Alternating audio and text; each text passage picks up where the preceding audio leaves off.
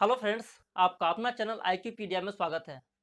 दोस्तों, कुछ स्टूडेंट्स का कमेंट था कि क्या जो बिहार दरोगा का एग्जाम्स है वो हम सेल्फ स्टडी से निकाल सकते हैं या कोई हमें कोचिंग संस्थान या कोई ऑनलाइन कोर्स या पेड ग्रुप हमें ज्वाइन करने की ज़रूरत पड़ सकती है।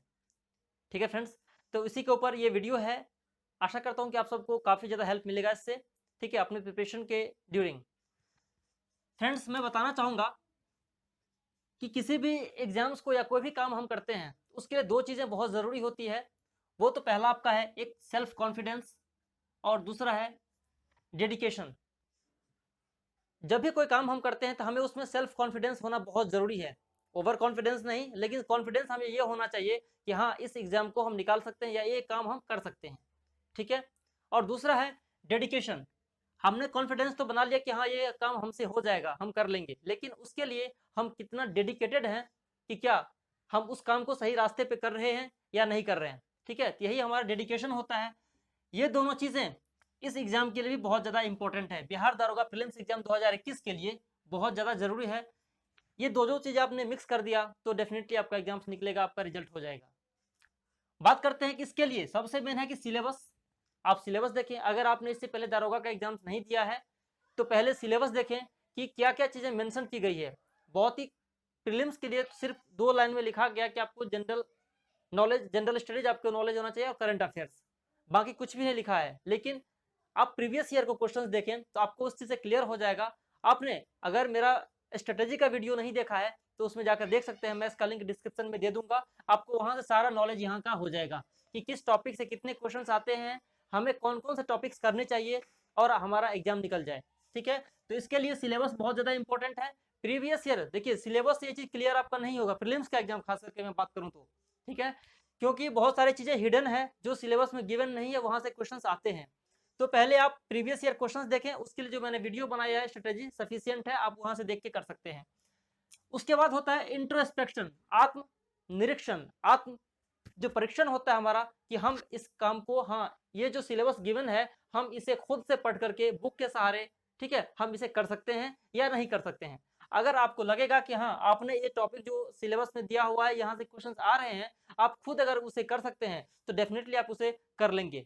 ये आपको इंट्रोस्पेक्शन, आत्म परीक्षण ही आपको ये चीज बता पाएगा। कोई कोचिंग संस्थान या कोई भी आपको इस चीज का सजेशन नहीं दे पाएगा।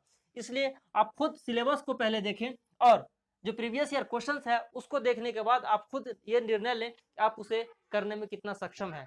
दोस्तों, इसमें मैं सारे कंप्लीट हम करेंगे इसमें कि हमें क्या क्या करना चाहिए। जो फ्रेशर स्टूडेंट हैं, जो नए हैं, जो पहली बार फॉर्म भरे हैं, उनको इससे काफ़ी ज़्यादा हेल्प मिलेगा और जो भी स्टूडेंट्स पहले भी एग्जाम्स दिए हुए हैं उन लोगों को भी हेल्प मिलेगा। देखिए, सबसे पहले क्या सेल्फ स्टडी से बिहार दरोगा बना जा सकता है।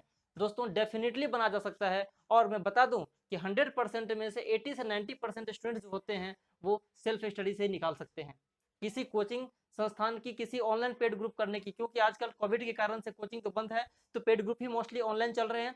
तो कोई जरूरत नहीं है। अगर आपके अंदर कॉन्फिडेंस है, अपने सिलेबस को, प्रीवियस ईयर क्वेश्चन को देखा है, तो डेफिनेटली आप इसे निकाल सकते हैं। क्योंकि देखिए, दरो बहुत ही क्लियर कट है। बहुत ज़्यादा बुक्स पढ़ने की आपको जरूरत नहीं है। सिर्फ एक बुक पढ़ें, एक करंट अफेयर्स करें और आपका रिजल्ट होगा। प्रीलिम्स में तो डेफिनेटली होगा। मेंस के लिए कुछ अलग चीज़ें करनी पड़ती है क्योंकि उसका जो है ना, कुछ डेप्थ अलग से भी क्वेश्चंस आ जाते हैं। इसके कारण से कुछ एक्स्ट्रा, बहुत ज़्यादा नहीं, जितना आपने प्रीलिम्स में पढ़ा है उसमें से करंट अफेयर्स को हटा दें और कुछ एक्स्ट्रा चीज़ें जोड़ने पड़ते हैं, आपका मेंस भी निकलेगा। तो इसलिए जो है सेल्फ स्टडी बहुत ज़्यादा ज़रूरी है।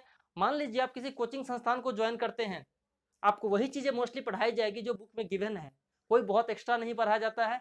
हमें सिर्फ एग्जाम निकालने से मतलब है, हमें स्कॉलर नहीं बनना है। आपको इस व्यू में रखना है और जो बुक जहाँ से क्वेश्चंस आते हैं मैंने पूरा उसमें बनाया हुआ है स्ट्रेटेजी में, आप वहाँ से देख सकते हैं। वैसे मैं इसमें भी लास्ट में डिस्कस कर दूंगा, थोड़ा सा बता दूंगा।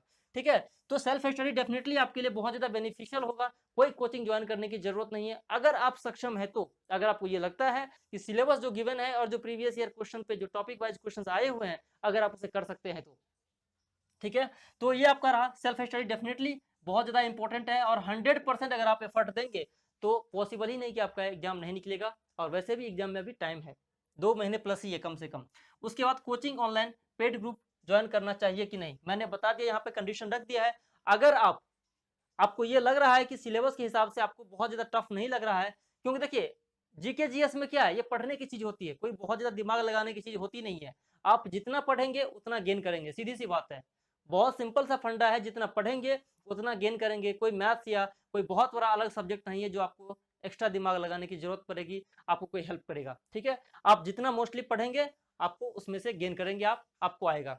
तो इसलिए आप पे डिपेंड करता है। अगर आपको ये लगता है कि आप उसे सिलेबस के हिसाब से कर सकते हैं तो कोई पेड ग्रुप, कोई पैसा खर्च करने के लिए घर बैठे आप आराम से तैयारी करें। और आजकल भाई 1.5 GB तो पर हर मोबाइल में मिल जाता है। जाओ यूट्यूब पे इतने सारे ढेर सारे वीडियोस पड़े हुए हैं, मैं इस पे आऊंगा लास्ट में। ठीक है, जो टॉपिक में मैं ये नहीं कहता हूँ कि सारे वीडियोस आप देख लो ताकि आपका टाइम ही निकल जाए और पढ़ ही ना पाए आप। सेल्फ स्टडी बहुत जरूरी है। आपको टॉपिक पढ़िए घर पे, जिस चीज में आपको दिक्कत हो रही है, ठीक है ना, जिस चीज में, जिस टॉपिक में कंफ्यूजन है, थोड़ा आपको ये लगता है कि उस बुक में मुझे थोड़ा कम मिल रहा है, एक्स्ट्रा आप चाहते हैं, तो यूट्यूब पे जाइए, ढेरों सारे वीडियोस पढ़ जाएंगे, बहुत अच्छे अच्छे कोचिंग वाले यूट्यूब चैनल्स वाले आपको बताएंगे और वहां से आपको हेल्प मिल जाएगा।